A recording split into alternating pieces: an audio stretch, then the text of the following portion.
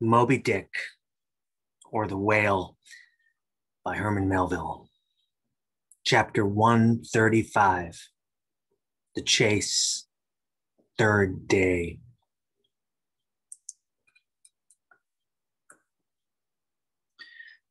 The morning of the third day dawned fair and fresh, and once more the solitary night man at the fore-masthead was relieved by crowds of the daylight lookouts who dotted every mast and almost every spar. "Do you see him?" cried Ahab, but the whale was not yet in sight. "In his infallible wake, though," said Ahab, "but follow that wake, that's all. Helm there, steady, as thou goest, and hast been going. What a lovely day again. Were it a new-made world and made for a summer house to the angels, and this morning the first of its throwing open to them, a fairer day could not dawn upon that world." Here's food for thought. Had Ahab time to think, but Ahab never thinks, he only feels. That's tingling enough for mortal man. To think's audacity. God only has that right and privilege. Thinking is, or ought to be, a coolness and a calmness, and our poor hearts throb and our poor brains beat too much for that. And yet, I've sometimes thought my brain was very calm, frozen calm. This old skull cracks so like a glass in which the contents turn to ice and shiver it. And still his hair is growing now, this moment growing, and heat must breed it. But no, it's like that sort of common grass that will grow anywhere between the earthly clefts of Greenland ice or in Vesuvius lava. How the wild winds blow it, they whip it about me as the torn shreds of split sails lash the tossed ship they cling to. A vile wind that has no doubt blown ere this through prison corridors and cells and wards of hospitals and ventilated them, and now comes blowing hither as innocent as fleeces. Out upon it, it's tainted. Were I this wind, I'd blow no more on such a wicked, miserable world. I'd crawl somewhere to a cave and slink there. Yet 'tis a noble and heroic thing, the wind. Whoever conquered it? In every fight it has the last and bitterest blow. Run tilting at it and you but run through it. Ha! A coward wind that strikes stark naked men but will not stand to receive a single blow. Even Ahab is a braver thing, a nobler thing than that. Would now the wind but had a body.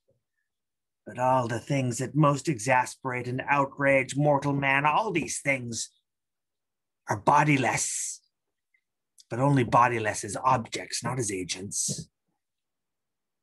There's a most special, a most cunning, a most malicious difference. And yet I say again and swear it now that there's something all glorious and gracious in the wind. These warm trade winds, at least, that in the clear heavens blow straight on in strong and steadfast, vigorous mildness, and veer not from their mark, however the baser currents of the sea may turn and tack, and mightiest Mississippis of the land swift and swerve about, uncertain where to go at last. And by the eternal poles, these same trades that so directly blow my good ship on, these trades, or something like them, something so unchangeable and full as strong, blow my keeled soul along. Well, to it! Aloft there! What do you see? Nothing, sir, nothing. And noon at hand, the doubloon goes a-begging. See the sun? Aye, it must be so. I've oversailed him. How got the start? Aye, He's chasing me now, not I him. That's bad. I might have known it too. Fool! The lines, the harpoons he's towing. I have run him by last night. About! Come down, all of you, but the regular lookouts. Man the braces. Steering, as she had done, the wind had been somewhat on the Pequod's quarter, so that now being pointed in the reverse direction, the braced ship sailed hard upon the breeze as she rechurned the cream in her own white wake. Against the wind he now steers for the open jaw, murmured Starbuck to himself as he coiled the new hauled main brace upon the rail. God keep us. But already my bones feel damp within me, and from the inside wet my flesh. I misdoubt me that I disobey my God in obeying him. Stand by to sway up, cried Ahab, advancing to the hempen basket. We should meet him soon. Aye, sir. And straightway Starbuck did Ahab's bidding, and once more Ahab swung on high. A whole hour now passed, gold beaten out to ages. Time itself now held long breaths with keen suspense. But at last, some 3 points off the weather bow, Ahab descried the spout again, and instantly from the 3 mastheads 3 shrieks went up as if the tongues of fire had voiced it. Forehead to forehead I meet thee this 3rd time, Moby-Dick! On deck there, brace, sharp her up, crowd her into the wind's eye. He's too far off to lower yet, Mr. Starbuck. The sails shake. Stand over that helmsman with a top maul. So. He travels fast, and I must down. But let me have one more good look round aloft here at the sea. There's time for that. An old sight, and yet somehow so young. Aye, and not changed a wink since I first saw it. A boy from the sandhills of Nantucket. The same to Noah as to me. There's a soft shower to leeward. Such lovely leewardings. They must lead somewhere, to something else than common land, more palmy than the palms. Leeward, the white whale goes that way. Look to windward then, the better if the bitter a quarter. But goodbye, old masthead. What's this, green? Aye, tiny mosses in these warped cracks. No such green weather stains on Ahab's head. There's the difference now between man's old age and matters. But I, old mast, we both grow old together. Sound in our hulls, though, are we not, my ship? Aye, minus a leg, that's all. By heaven, this dead wood has the better of my live flesh every way. I can't compare with it. And I've known some ships made of dead trees outlast the lives of men made of the most vital stuff of vital fathers. What's that, he said? He should still go before me, my pilot, and yet to be seen again. But where? Will I have eyes at the bottom of the sea, supposing I descend those endless stairs? And all night I've been sailing from him, wherever he did sink to. I, like many more, thou toldst direful truth as touching thyself. Oh, Parsi! But Ahab, there thy shot fell short. Goodbye, masthead. Keep a good eye upon the whale while I'm gone. We'll talk tomorrow, nay, tonight, when the white whale lies down there tied by head and tail. He gave the word, and, still gazing round him, was steadily lowered through the cloven blue air to the deck. In due time, the boats were lowered, but as standing in his shallop's stern, Ahab just hovered upon the point of the descent, he waved to the mate who held one of the tackle ropes on deck and bade him pause.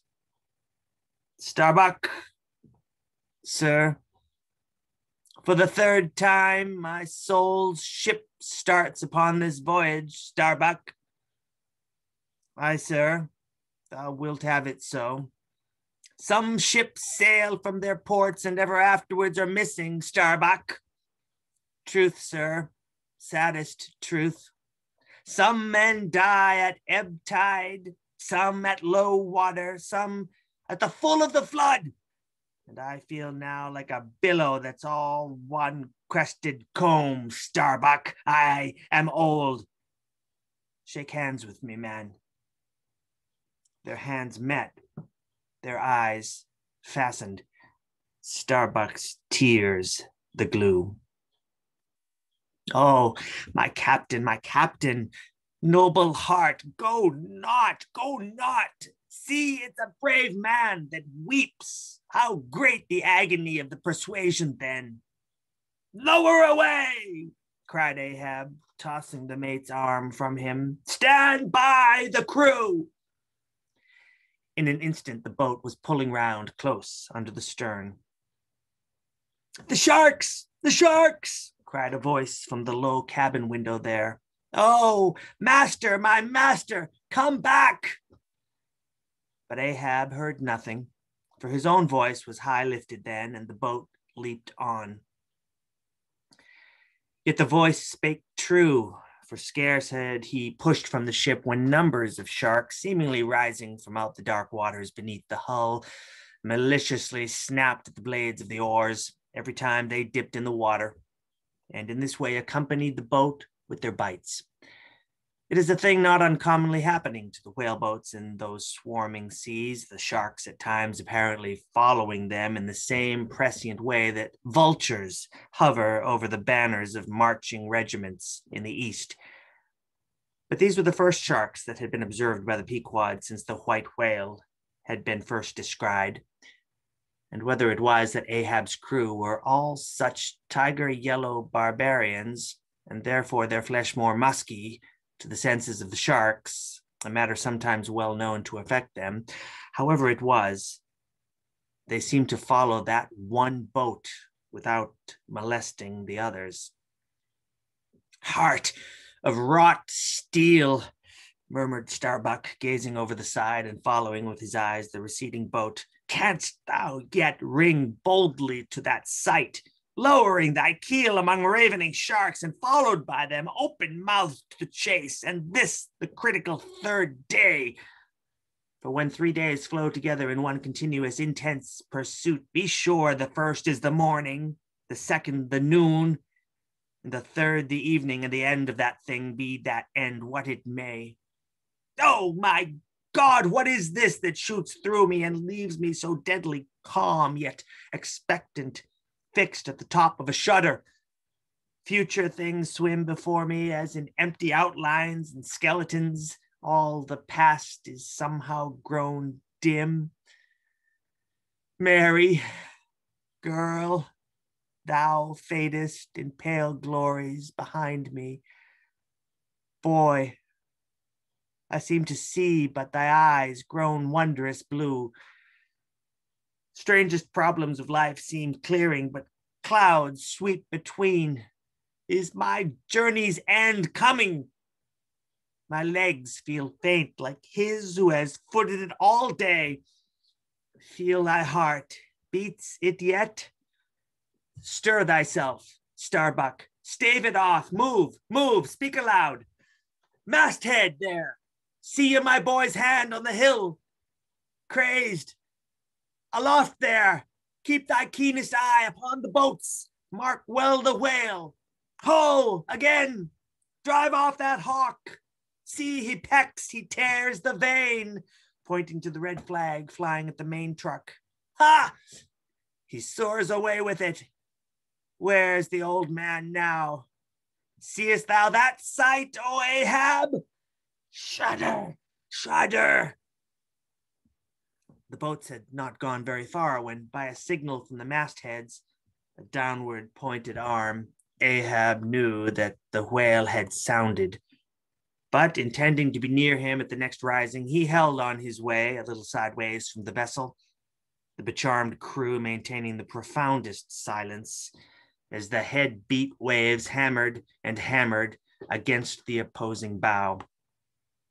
Drive in your nails, O ye waves, to their utmost heads, drive them in. Ye but strike a thing without a lid, and no coffin and no hearse can be mine, and hemp only can kill me. Ha, ha! Suddenly the waters around them slowly swelled in broad circles, and then quickly upheaved as if sideways sliding from a submerged berg of ice, swiftly rising to the surface. A low rumbling sound was heard, a subterraneous hum, and then all held their breaths as, bedraggled with trailing ropes and harpoons and lances, a vast form shot lengthwise but obliquely from the sea. Shrouded in a thin, drooping veil of mist, it hovered for a moment in the rainbowed air and then fell swamping back into the deep. Crushed 30 feet upwards, the waters flashed for an instant like heaps of fountains, then brokenly sank in a shower of flakes, leaving the circling surface creamed like new milk round the marble trunk of the whale. "Give way!" cried Ahab to the oarsmen, and the boats darted forward to the attack. But maddened by yesterday's fresh irons that corroded in him, Moby-Dick seemed combinedly possessed by all the angels that fell from heaven. The wide tiers of welded tendons overspreading his broad white forehead beneath the transparent skin looked knitted together as head-on he came churning his tail among the boats, and once more flailed them apart, spilling out the irons and lances from the two mates' boats, and dashing in one side of the upper part of their bows, but leaving Ahab's almost without a scar. While Daggoo and Queequeg were stopping the strained planks, and as the whale swimming out from them turned and showed one entire flank as he shot by them again, at that moment, a quick cry went up, lashed round and round to the fish's back, pinioned in the turns upon turns in which during the past night the whale had reeled the involutions of the lines around him. The half-torn body of the Parsee was seen, his sable raiment frayed to shreds, his distended eyes turned full upon old Ahab. The harpoon dropped from his hand. "Befooled! Befooled!" drawing in a long, lean breath. "Aye, Parsee, I see thee again. Aye, and thou goest before. And this then is the hearse that thou didst promise. But I hold thee to the last letter of thy word. Where is the second hearse? Away, mates, to the ship. Those boats are useless now. Repair them if you can in time and return to me. If not, Ahab is enough to die. Down, men. The first thing that but offers to jump from this boat I stand in, that thing I harpoon. Ye are not other men, but my arms and my legs, and so obey me. Where's the whale? Gone down again." But he looked too nigh the boat, for as if bent upon escaping with the corpse he bore, and as if the particular place of the last encounter had been but a stage in his leeward voyage, Moby-Dick was now again steadily swimming forward, and had almost passed the ship, which thus far had been sailing in the contrary direction to him, though for the present her headway had been stopped. He seemed swimming with his utmost velocity, and now only intent upon pursuing his own straight path in the sea. "Oh, Ahab!" cried Starbuck. "Not too late, is it even now, the third day, to desist? See, Moby-Dick seeks thee not. It is thou that madly seekest him." Setting sail to the rising wind, the lonely boat was swiftly impelled to leeward by both oars and canvas. And at last, when Ahab was sliding by the vessel so near as plainly to distinguish Starbuck's face as he leaned over the rail, he hailed him to turn the vessel about and follow him, not too swiftly, at a judicious interval. Glancing upwards, he saw Tashtego, Queequeg, and Daggoo eagerly mounting to the three mastheads, while the oarsmen were rocking in the two staved boats which had but just been hoisted to the side, and were busily at work in repairing them. One after the other, through the portholes as he sped, he also caught flying glimpses of Stubb and Flask busying themselves on deck among bundles of new irons and lances. As he saw all this, as he heard the hammers in the broken boats, far other hammers seemed driving a nail into his heart. But he rallied, and now marking that the vane or flag was gone from the main masthead, he shouted to Tashtego, who had just gained that perch, to descend again for another flag and a hammer and nails, and so nail it to the mast.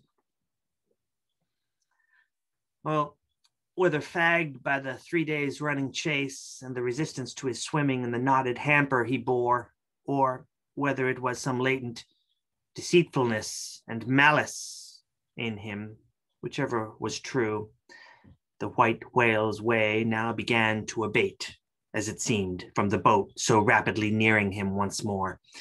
Though indeed the whale's last start had not been so long a one as before. And still, as Ahab glided over the waves, the unpitying sharks accompanied him, and so pertinaciously stuck to the boat, and so continually bit at the plying oars, that the blades became jagged and crunched and left small splinters in the sea at almost every dip. Heed them not, those teeth, but give new rowlocks to your oars. Pull on! 'Tis the better rest, the shark's jaw, than the yielding water. But at every bite, sir, the thin blades grow smaller and smaller. They will last long enough. Pull on! But who can tell, he muttered, whether these sharks swim to feast on the whale or on Ahab? But pull on. Aye, all alive now. We near him. The helm, take the helm. Let me pass. And so saying, two of the oarsmen helped him forward to the bows of the still flying boat. At length, as the craft was cast to one side and ran ranging along with the white whale's flank, he seemed strangely oblivious of its advance, as the whale sometimes will. And Ahab was fairly within the Smoky Mountain mist, which, thrown off from the whale's spout, curled round his great monadnock hump. He was even thus close to him, when, with body arched back and both arms lengthwise high lifted to the poise, he darted his fierce iron and his far fiercer curse into the hated whale. As both steel and curse sank to the socket as if sucked into a morass, Moby-Dick sideways writhed, spasmodically rolled his nigh flank against the bow, and without staving a hole in it, so suddenly canted the boat over that had it not been for the elevated part of the gunwale to which he then clung, Ahab would once more have been tossed into the sea. As it was, 3 of the oarsmen, who foreknew not the precise instant of the dart and were therefore unprepared for its effects, these were flung out, but so fell that in an instant 2 of them clutched to the gunwale again, and rising to its level on a combing wave, hurled themselves bodily inward again. The 3rd man helplessly dropping astern, but still afloat and swimming. Almost simultaneously, with a mighty volition of ungraduated, instantaneous swiftness, the white whale darted through the weltering sea.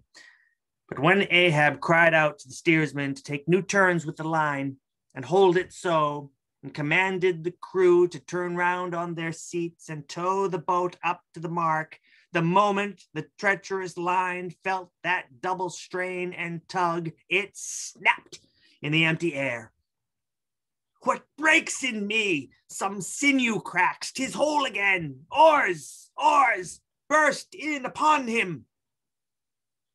Hearing the tremendous rush of the sea-crashing boat, the whale wheeled round to present his blank forehead at bay.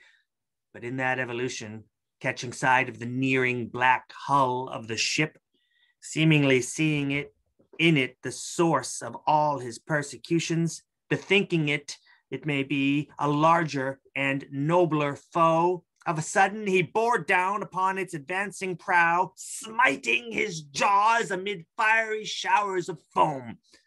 Ahab staggered. His hand smote his forehead. I grope blind. Hands stretch out before me that I may yet grope my way. Is it night? The whale, the ship, cried the cringing oarsman. Oars, oars, slope downwards to thy depths. Oh, see that ere it be forever too late, Ahab may slide this last time upon his mark. I see the ship, dash on, my men. Will ye not save my ship?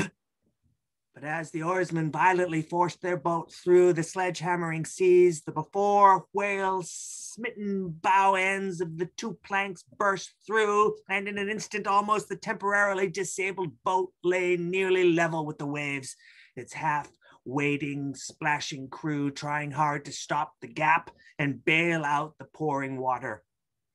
Meantime, for that one beholding instant, Tashtigo's masthead hammer remained suspended in his hand, and the red flag, half wrapping him as with a plaid, then streamed itself straight out from him as his own forward-flowing heart, while Starbuck and Stubb, standing upon the bowsprit beneath, caught sight of the down-coming monster just as soon as he. The whale! The whale! Up helm! Up helm! Oh, all ye sweet powers of air, now hug me close. Let not Starbuck die, if die he must, in a woman's fainting fit. Up helm, I say, ye fools, the jaw, the jaw. Is this the end of all my bursting prayers, all my lifelong fidelities? Oh, Ahab, Ahab, lo, thy work. Steady, helmsman, steady, nay, nay, up helm again. He turns to meet us. Oh, his unappeasable brow drives on towards one whose duty tells him he cannot depart. My God, stand by me now. Stand not by me, but stand under me, whoever you are that will now help Stubb, for Stubb too sticks here. I grin at thee, thou grinning whale. Whoever helped Stubb or kept Stubb awake but Stubb's own unwinking eye. And now poor Stubb goes to bed upon a mattress that is all too soft. Would it were stuffed with brushwood. I grin at thee, thou grinning whale. Look, ye sun, moon, and stars. I call ye assassins of as good a fellow as ever spouted up his ghost. For all that, I would yet ring glasses with ye, would ye but hand the cup. Oh, oh, oh, thou grinning whale, but there'll be plenty of gulping soon. Why fly ye not, O Ahab? For me, off shoes and jacket to it, let Stubb die in his drawers. A most moldy and oversalted death, though. Cherries, cherries, cherries. Oh, flask for one red cherry ere we die. Cherries? I only wish that we were where they grow, oh Stubb. I hope my poor mother's drawn my part pay ere this. If not, few coopers will now come to her, for the voyage is up. From the ship's bows, nearly all the seamen now hung inactive, hammers, bits of plank, lances, and harpoons mechanically retained in their hands, just as they had darted from their various employments, all their enchanted eyes intent upon the whale, which from side to side, strangely vibrating his predestinating head, sent a broad band of overspreading semicircular foam before him as he rushed. Retribution, Swift vengeance, eternal malice were in his whole aspect. In spite of all that mortal man could do, the solid white buttress of his forehead smote the ship's starboard bow till men and timbers reeled. Some fell flat upon their faces. Like dislodged trucks, the heads of the harpooneers aloft shook on their bull-like necks. Through the breach, they heard the waters pour as mountain torrents down a flume. "The ship!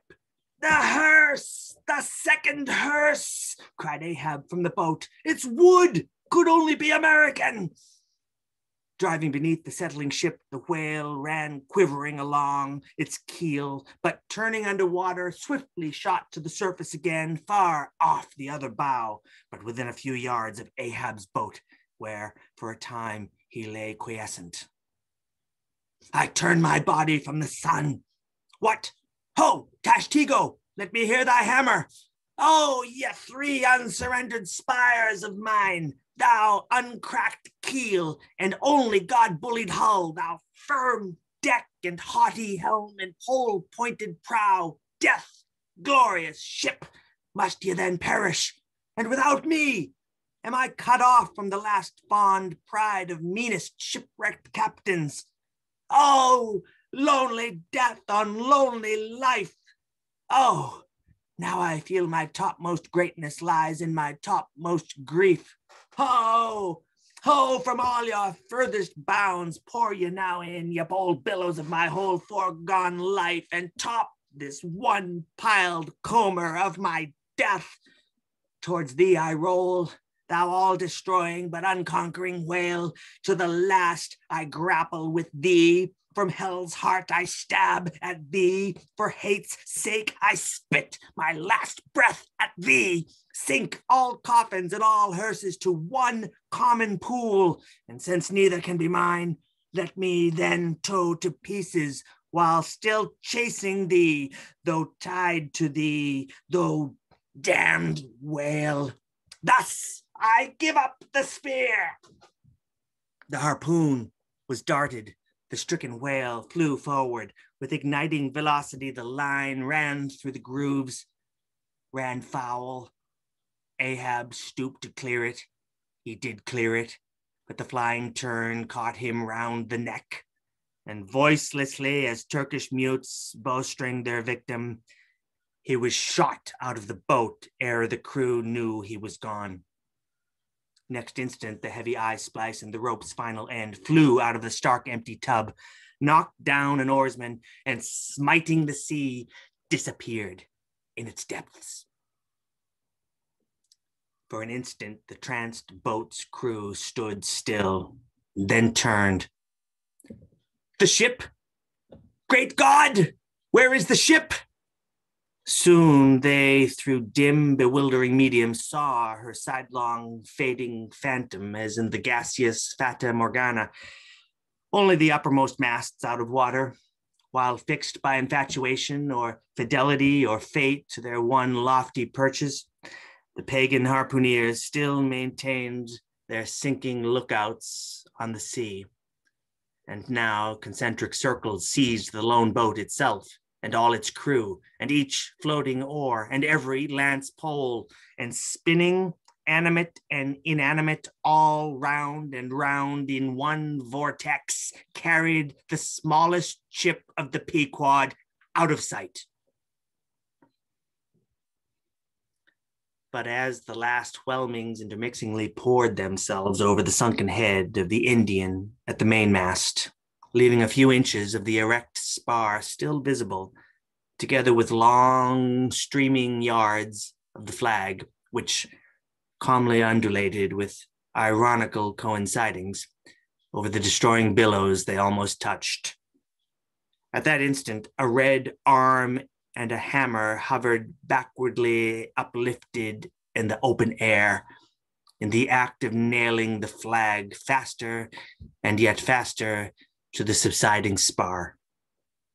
A skyhawk that tauntingly had followed the main truck downwards from its natural home among the stars, pecking at the flag and incommoding Tashtego there, this bird now chanced to intercept its broad, fluttering wing between the hammer and the wood, and simultaneously feeling that ethereal thrill, the submerged savage beneath, in his death gasp, kept his hammer frozen there, and so the bird of heaven, with archangelic shrieks, and his imperial beak thrust upwards, and his whole captive form folded in the flag of Ahab, went down with his ship, which, like Satan, would not sink to hell till she had dragged a living part of heaven along with her and helmeted herself with it. Now, small fowls flew screaming over the yet yawning gulf. A sullen white surf beat against its steep sides. Then all collapsed, and the great shroud of the sea rolled on as it rolled 5,000 years ago.